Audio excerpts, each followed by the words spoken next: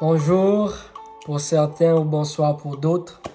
Alors, je reviens avec vous pour parler d'Abraham et de Ève. Je continue le programme, le thème général qui s'intitule La différence du contenu de certaines histoires bibliques figurantes dans le Coran.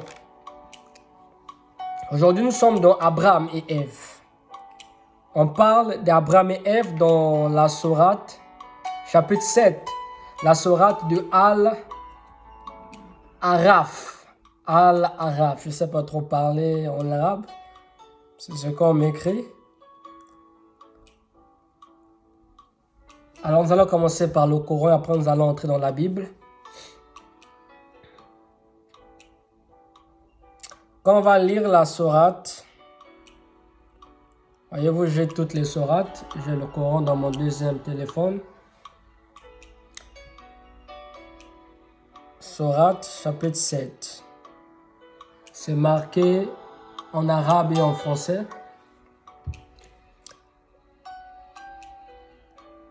Ce que on a écrit dans le verset 11 à 18, on ne trouve pas ça dans la Bible.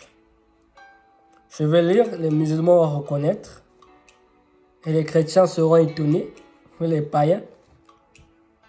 Bon, eux ne connaissent pas, les païens, les non-croyants ne connaissent ni la Bible ni le Coran. Ok, verset 11 à 18. Si ce que je dis c'est faux, ça ne se trouve pas dans votre Coran, vous pouvez écrire dans les commentaires également.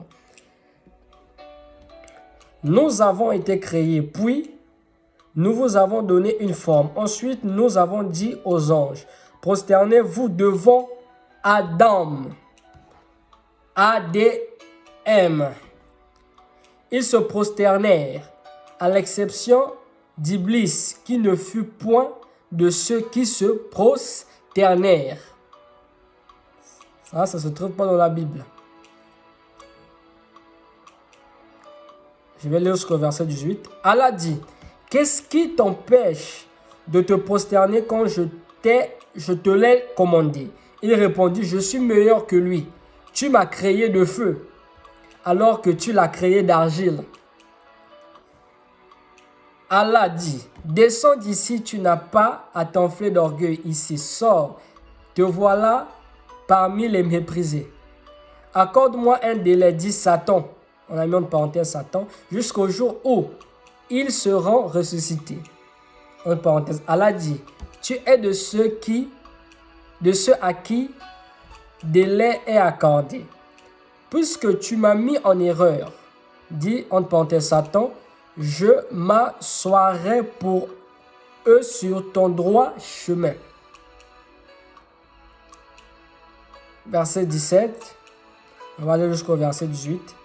Puis je les ensaillerai de devant, de derrière, de leur droite et de leur gauche. Et pour la plupart, tu ne les trouveras pas reconnaissants. C'est comme un dialogue entre Satan et Dieu. Sors de là, dit Allah, banni et rejeté. Quiconque te suit parmi eux, de vous tous, j'emplirai l'enfer. Même l'histoire de la chute de Lucifer ou de Satan diffère un peu de celle que la Bible nous présente. Ça, dans le temps, on va venir dans ça. On a le prophète Ésaïe, le prophète Ézéchiel qui en parle. Même Jésus fait notion de ça dans les livres des 4 évangiles, dans les 4 livres des évangélistes. Donc, on va s'arrêter au verset 18. Alors, le verset 19.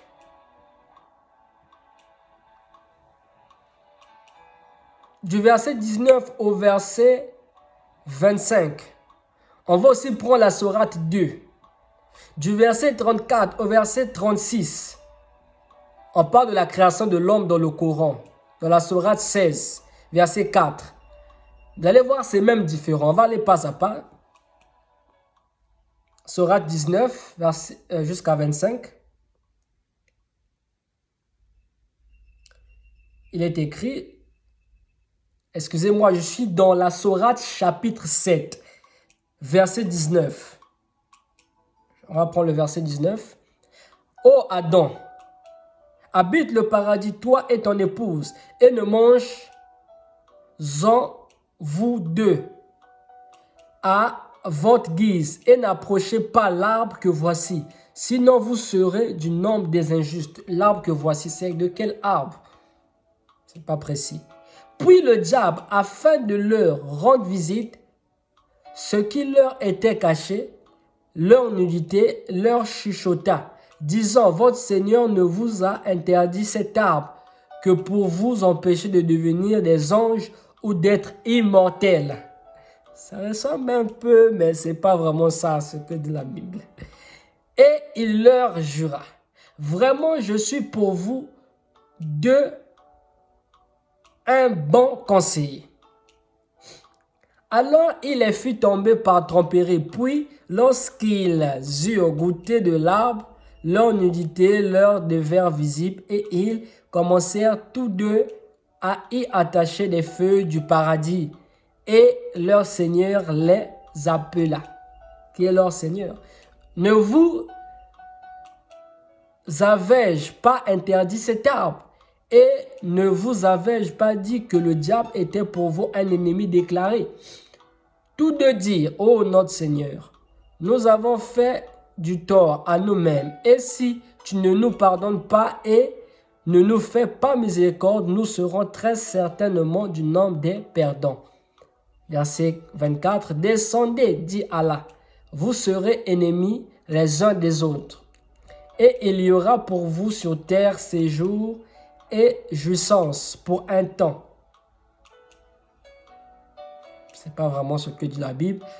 Là, dit Allah, vous vivrez, là vous mourrez, et de là, on vous fera sortir.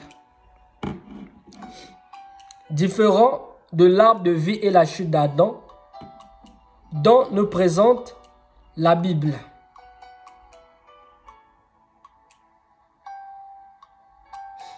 Je vais lire la Bible après pour vous. On va lire la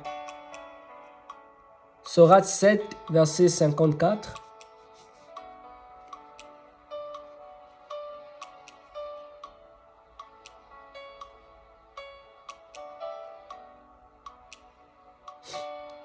Votre Seigneur, c'est Allah qui a créé les cieux et la terre en 6 jours, puis s'est établi Istawa sur le trône. Il couvre le jour de la nuit qui poursuit celui-ci sans arrêt. Il a créé le soleil, la lune et les étoiles, soumis à son commandement. La création et le commandement n'appartiennent qu'à lui. Toute gloire à Allah, Seigneur de l'univers. Ça ressemble un peu à Genèse chapitre 1. Au commencement, Dieu créa les cieux et la terre. Ça ressemble à Genèse chapitre 1, verset 1. Dans tout le chapitre 1, on vous parle de la création, comment Dieu a créé le monde. Et là-bas, il y a encore un peu plus de détails. Dans la Sourate 10, versets 3 à 6, on nous parle aussi un peu de la création dans le Coran. Ça ressemble un peu. Sourate les bestiaux. On a mis Al-Ham. Je ne sais pas comment lire l'arabe. Mais en français, on traduit ça comme étant les bestiaux, la Sourate 6. 6. Je ne sais pas si les images chez vous là-bas sont à l'envers. Nous allons prendre rapidement ce qu'on dit de la création. C'est intéressant aussi. Le verset 3 à 6, il est écrit « Et lui, il est Allah dans les cieux et sur la terre. Il connaît ce que vous cachez en vous et ce que vous divulguez et il sait ce que vous acquérez. »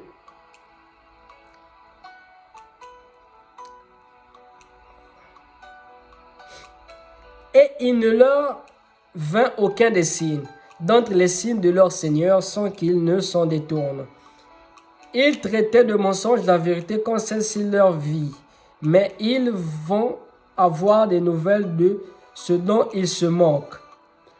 N'ont-ils pas, je vais m'arrêter à quel verset, verset 6, n'ont-ils pas vu combien de générations avant eux nous avons détruites, auxquelles nous avons donné pouvoir sur terre, bien plus que ce que nous nous vous avons donné. Nous avions envoyé sur eux du ciel la pluie en abondance et nous avons fait couler des rivières à leurs pieds, puis nous les avons détruites pour leurs péchés et nous avons créé après eux une nouvelle génération. Ok.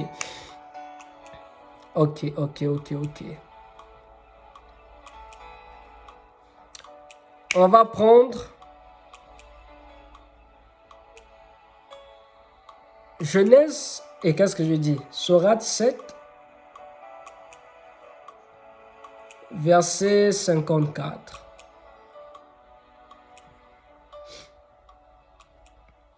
Là, nous lisons d'abord ce que le Coran nous présente un peu. C'est quand on parle de A de Ève, ça nous renvoie directement à la création également. Votre Seigneur, c'est Allah qui a créé les cieux et la terre en 6 jours, puis s'est établi Istawa sur le trône. Il couvre le jour de la nuit qui poursuit celui-ci sans arrêt. Il a créé le soleil, la lune et les étoiles. Soumis à son commandement, la création et le commandement n'appartient qu'à Allah. Toute gloire à Allah, Seigneur de l'univers.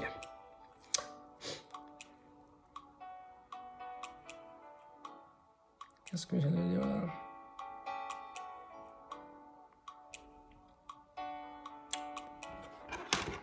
Ok. C'est pas... Ça, j'ai déjà lu. On va prendre rapidement Sourate 2, versets 34 à 36. La vache, c'est le titre de la Sourate. On écrit Al-Baqarah. Je ne sais pas comment lire l'arabe, excusez-moi. Versets 34 à 36.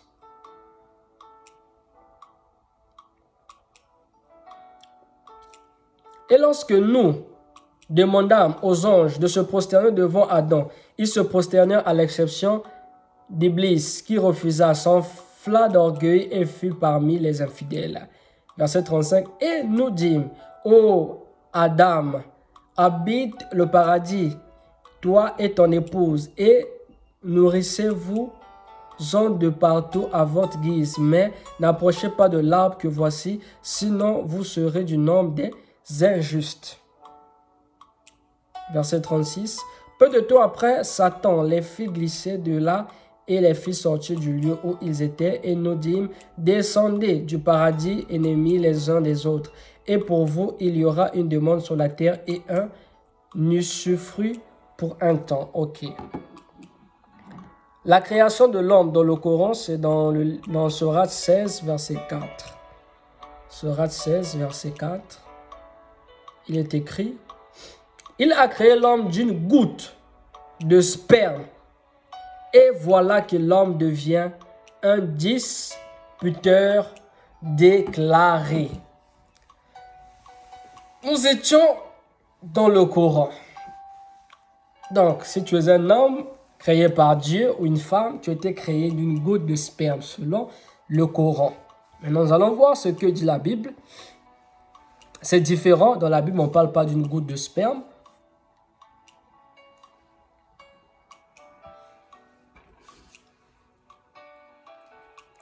On va prendre Genèse 1, verset 26. Genèse chapitre 1, verset 26.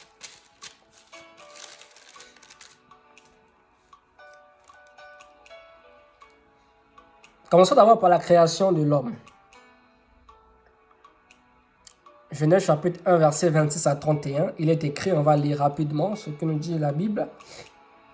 Puis Dieu dit, faisons l'homme à notre image, selon notre ressemblance, et qu'il domine sur les poissons de la mer, sur les oiseaux du ciel et sur le bétail, sur toute la terre et sur tous les reptiles qui rampent sur la terre. Verset 27, Dieu créa l'homme à son image, il le créa à l'image de Dieu. Il créa l'homme et la femme. Vous allez voir que Genèse chapitre 1 verset 27 est différent de Genèse chapitre 2 verset 7. Genèse chapitre 1 verset 27, on parle de l'homme esprit. Non, Genèse chapitre 2 verset 7, on va aussi lire avec vous, on parle maintenant de l'homme qui a été créé, formé, l'homme physique. Donc, on va lire jusqu'au verset 31. Dieu les bénit. Là, je suis toujours dans le verset 1. Donc, au début du verset 1, on parle de la création du monde, comment le monde a été créé. Dieu les bénit. Et Dieu leur dit, soyez féconds, multipliez-vous, remplissez la terre et assujettissez et dominez sur les poissons de la mer, sur les oiseaux du ciel et sur tout animal qui se meut sur la terre. Et Dieu dit, voici, je vous donne toute herbe portant de la sémence et qui est à la surface de toute la terre. Et tout arbre ayant en lui du fruit d'arbre et portant de la sémence, ce sera votre nourriture. Et voici, et à tout animal de la terre, et à tout oiseau du ciel, et à tout ce qui se meut sur la terre. Ayant en soi un souffle de vie, je donne toute herbe verte pour nourriture. Et cela fut ainsi. Dieu vit tout ce qu'il avait fait. Et voici, cela était très bon. Ainsi, il y eut un soir et il y eut un matin. Ce fut le 6e jour. Donc, Adam et Ève ont été créés le 6e jour. Selon Genèse chapitre 2, verset 7. Écoutez ce qu'il est dit. L'Éternel Dieu forma l'homme de la poussière de la terre. Il souffla dans ses narines un souffle de vie et l'homme devint un être vivant. Ça, par exemple, ce n'est pas dans le Coran. Comment la femme physique fut créée? C'est dans le chapitre 2 de Genèse, à partir du verset 18, on va lire rapidement. L'Éternel Dieu dit, il n'est pas bon que l'homme soit seul. Ok, avant d'arriver là, j'aimerais continuer s'il vous plaît. Un peu l'histoire de Adam, les débuts, qu'est-ce que la Bible dit. Puis l'Éternel, là je suis au verset 8, chapitre 2 de Genèse, du livre de Genèse. Pour l'Éternel, Dieu planta un jardin en Éden, du côté de l'Orient, et il y mit l'homme qu'il avait formé. L'Éternel Dieu fit pousser du sol des arbres de toute espèce agréables à voir et bons à manger, et l'arbre de la vie au milieu du jardin, et l'arbre de la connaissance du bien et du mal. Un fleuve sortait. Là, on parle de l'arbre de vie et l'arbre de la connaissance du bien et du mal. Un fleuve sortait d'Éden pour arroser le jardin. Et là, il se divisait en 4 bras. Il se divisait en 4 bras. Le nom du premier est Piscon.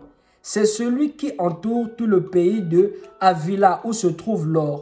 L'or de ce pays est pur. On y trouve aussi le bdellium et de la pierre d'onyx. Verset 13, le nom du second fleuve est Gihon. C'est celui qui entoure tout le pays de Cush. 14, le nom du troisième est Iddekel. C'est celui qui coule à l'orient de la Syrie. Donc on peut même localiser la position du jardin d'Éden qui était planté. Le quatrième fleuve, c'est l'Euphrate. Le fleuve l'Euphrate. Tapez sur Internet, on va vous donner la localisation. L'Éternel Dieu prit l'homme et le plaça dans le jardin d'Éden pour le cultiver et pour le garder. L'Éternel Dieu donna cet ordre à l'homme. Tu pourras manger de tous les arbres du jardin, mais tu ne mangeras pas de l'arbre de la connaissance du bien et du mal. Alléluia, l'arbre de la connaissance du bien et du mal. Car le jour où tu en mangeras, tu mourras. Verset 18. L'Éternel Dieu dit, il n'est pas bon que l'homme soit seul. Je le ferai une aide semblable, on parle de la création de Ève. L'Éternel Dieu forma de la terre tous les animaux des champs et tous les oiseaux du ciel, et il les fit venir vers l'homme pour voir comment il les appelait, et afin que tout être vivant portât le nom que lui donnerait l'homme. C'est Adam qui a donné les noms aux animaux selon la Bible. Verset 20. Et l'homme donna les noms à tout le bétail, aux oiseaux du ciel et à tous les animaux des champs. Mais pour l'homme, il ne trouva point d'aide semblable à lui. Alors l'Éternel Dieu dit, fit tomber un profond sommeil sur l'homme qui s'endormit. Il prit une de ses côtes et referma la chair à sa place. Et l'Éternel Dieu forma une femme de la côte qu'il avait prise de l'homme, et il l'amena vers l'homme. Et l'homme dit, voici, cette fois, celle qui est os de mes os et chair de ma chair, on l'appellera femme parce qu'elle a été prise de l'homme.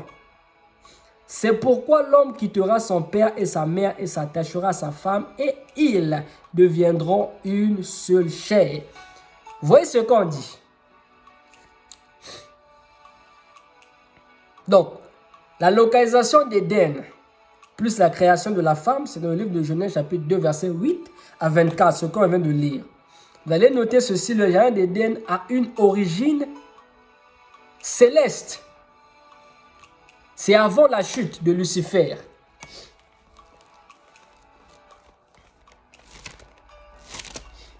C'est dans le livre d'Ézéchiel, même dans le livre d'Ésaïe. Le prophète Ézéchiel, est-ce que vous le connaissez? Je pourrais lire pour vous Ézéchiel ou Ésaïe. Attendez. Le prophète Ésaïe vient avant Jérémie. Ensuite, nous avons Ézéchiel qui parle de la chute de Lucifer. Ézéchiel chapitre, si je ne me trompe pas, c'est le 28. Le jardin d'Éden a une origine céleste. Tout ce qui est physique vient d'abord du spirituel, est lié au spirituel. La Bible nous dit c'est par la foi que nous croyons que c'est par la foi que nous croyons que ce qui était fait de ce qui a été créé a été fait des choses invisibles. Là, je dans le livre de Hébreux chapitre 11, verset 2. Donc, l'invisible vient avant le visible. Le spirituel vient avant le physique. Dans le livre d'Ézéchiel, chapitre 28, si je ne me trompe pas, c'est 28. On parle du jardin d'Éden.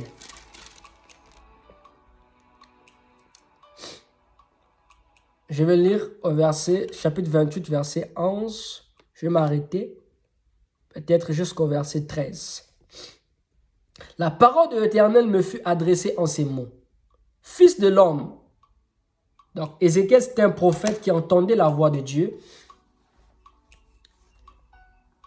Prononce une complète sur le roi de Tyr. Le roi de Tyr, c'est représenté par, c'était la représentation de Lucifer,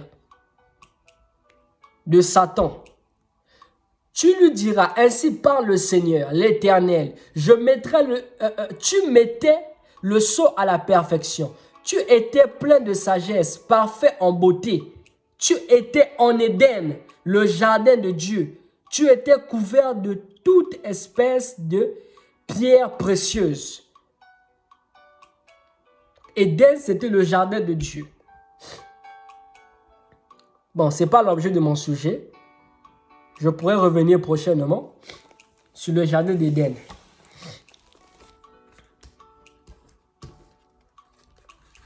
Parce que le jardin d'Éden, lorsqu'on parle de Éden dans le livre de Ézéchiel, c'est différent du jardin d'Éden que nous parle le livre de Genèse.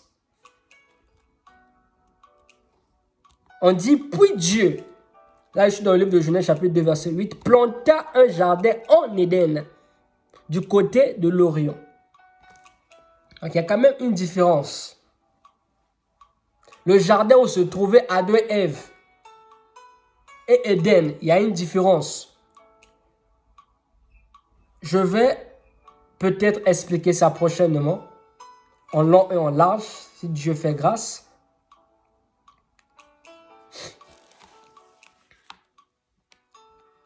Le jardin d'Éden et le péché d'Adam. On voit cela dans le livre de Genèse chapitre 3. Je veux quand même parler de la chute rapidement. L'homme et sa femme étaient tous deux nus et ils n'en avaient point honte. C'est un peu ce qui est dit dans le Coran. Mais il y a quand même une similitude. Il y a aussi des divergences. On va lire. Le serpent était le plus rusé de tous les animaux des champs que l'Éternel Dieu avait fait. Il dit à la femme, Dieu a-t-il réellement dit, vous ne mangerez pas de tous les arbres du jardin?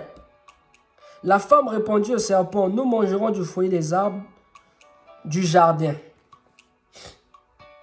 Mais quant au fruit de l'arbre qui est au milieu du jardin, Dieu a dit, vous n'en mangerez point et vous n'y toucherez point de peur que vous ne mourrez. Mais Dieu sait que le jour où vous en mangerez, vos yeux s'ouvriront et que vous serez comme des dieux, connaissant le bien et le mal. Verset 6. La femme vit que l'arbre était bon à manger et agréable à la vue, et qu'il était précieux pour ouvrir l'intelligence. Elle prit de son fruit et en mangea. Elle en donna aussi à son mari qui était auprès d'elle, et il en mangea. Les yeux de l'un et de l'autre s'ouvrirent.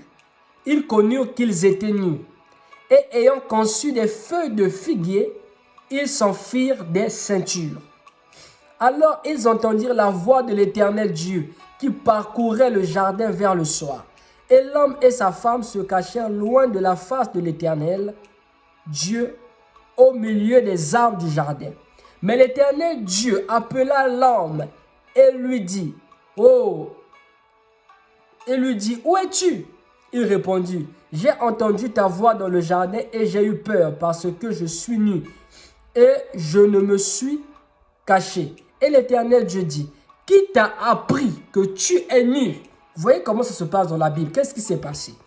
Est-ce que tu as mangé de l'arbre dont je t'avais défendu de manger?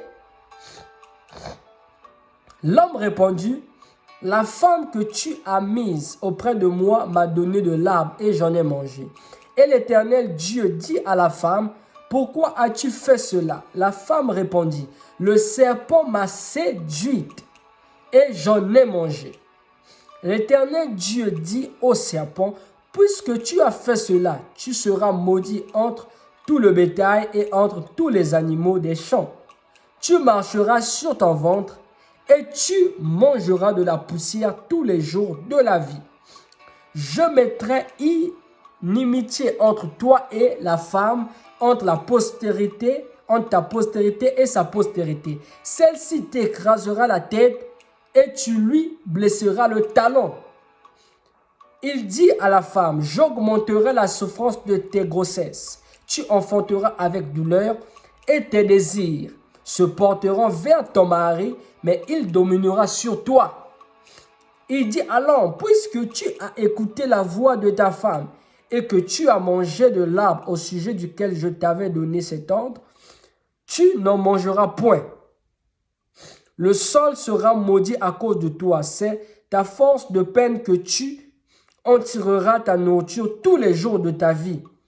Il te produira des épines et des ronces et tu mangeras de l'herbe des champs.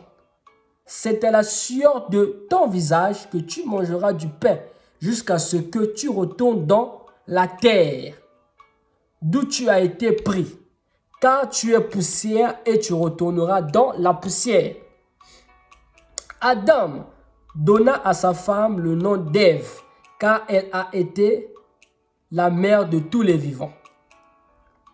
L'Éternel Dieu fit à Adam et à Ève, sa femme, des habits de peau, et ils les ont revêtis. Verset 22. L'Éternel Dieu dit, voici l'homme est devenu comme l'un de nous pour la connaissance du bien et du mal. Empêchons-le maintenant d'avancer sa main, de prendre de l'arbre de vie, d'en manger et de vivre éternellement. Verset 23. Et l'Éternel Dieu le chassa du jardin d'Éden pour qu'il cultivât la terre d'où il avait été pris.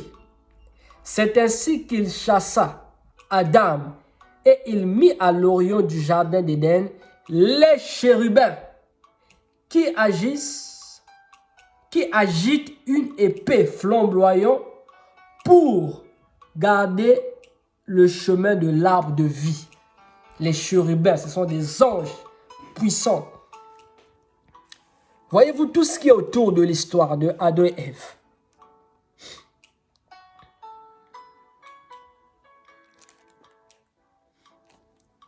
Donc il y a beaucoup de choses à comprendre là-dessus. Il y a aussi le verset 24 qui parle de Adam et Ève encore. Notez bien, dans l'histoire de Adam et Ève, on ne peut pas s'en passer de l'histoire de Caïn et Abel.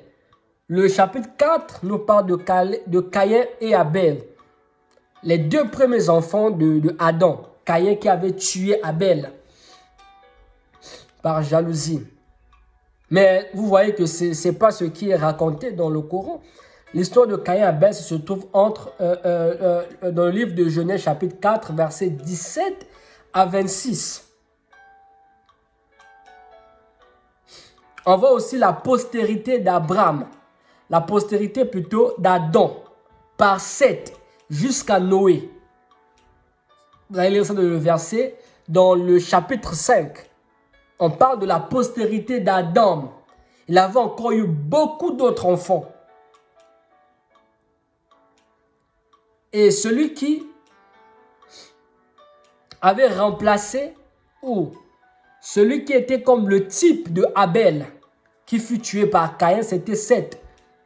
Parce que Seth était juste. C'est de là qu'est né Enoch. La Bible nous dit, Enoch marchait avec Dieu et un jour il ne fut plus. Dieu l'a enlevé.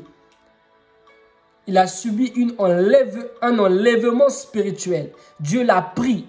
Il n'est pas mort. Il n'est pas passé par la mort. Dans la Bible, on parle de 3 personnes.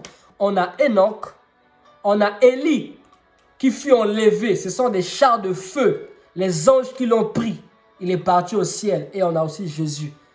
Les 3 personnes-là ne sont pas morts. Ils n'ont pas connu une mort physique. Ils sont montés au ciel. Par contre, Jésus, avant de monter au ciel, parce qu'il était venu pour une mission, pour mourir, pour se donner à la croix, pour le salut de l'humanité, la Bible nous dit dans le livre de Jean chapitre 3, verset 16, « Car Dieu a tant aimé le monde qu'il a envoyé son Fils unique, afin que quiconque croit en lui ne périsse point, mais qu'il ait la vie éternelle. » Bien-aimé, ce n'est pas un simple message. Ça, c'est l'évangile de Jésus parce qu'il est réellement mort pour toi et pour moi. Si tu crois au Seigneur Jésus-Christ, la Bible dit que tu seras sauvé, toi et ta famille. Commence d'abord à croire. Ta famille aussi va prendre le pas et ta famille aussi sera sauvée. Alléluia. Le salut de l'âme sans Jésus-Christ. La Bible nous dit afin que quiconque croit en lui ne périsse point. Donc Jésus-Christ, il est mort à la croix. La Bible nous dit qu'il est ressuscité le 3e jour. Avant Jésus, il y a des prophètes qui ont parlé, qui ont prophétisé sur l'avènement de Jésus, sur sa mort. Et lui-même, étant sur la terre, il avait annoncé ça à ses disciples et il avait promis qu'il devait ressusciter le 3e jour. Il est ressuscité par la puissance de l'Esprit de Dieu. Après cela, Jésus a passé du temps avec ses disciples et un temps, il fut enlevé. Il est monté au ciel de la même façon que Enoch, de la même façon que Élie. Donc, Enoch est de la descendance de Seth.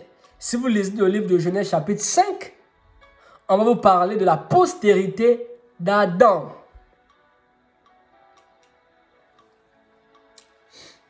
Donc, c'est très important de connaître l'histoire également de Caïn et Abel.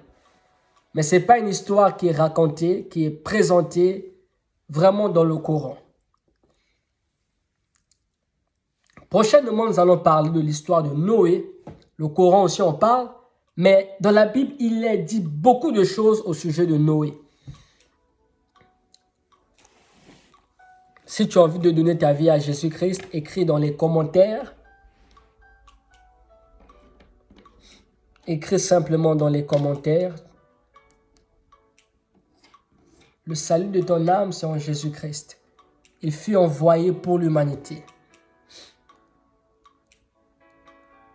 La Bible nous dit, quiconque croit au Fils de Dieu reçoit la vie Zoé, la vie de Dieu. Je vous assure, c'est puissant quand tu commences à croire en Jésus-Christ. Il va te délivrer. Il va changer ta vie. Il va te guérir de tes maladies. Jésus est réel, il est vivant, je vous assure. Quand tu commences à croire en lui, tu verras qu'il va intervenir dans ta vie de façon surnaturelle, de façon spirituelle. Alors que Dieu vous bénisse. Donc, je parlerai de Noé, je parlerai de Joseph. En tout cas, il y a plein de choses à dire. Que Dieu nous accorde le temps. Merci pour votre attention. Aidez-moi aussi à partager le lien. Aidez-moi à mettre des likes sur la vidéo. Et que mon Dieu se souvienne de ceux qui feront cela.